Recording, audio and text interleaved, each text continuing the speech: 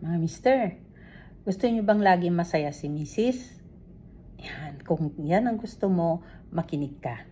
Dahil ito ang advice ko sa iyo. Ito ang lagi mong dapat ibigay kay Mrs. para lagi siyang masaya. Ito, susulat ko na lang, ha? Ayan, tingnan mo.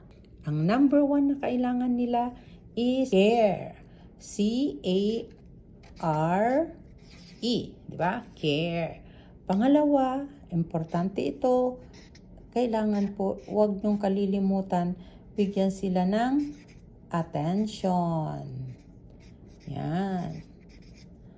And, of course, you have to be sincere sa kanila. Sincerity.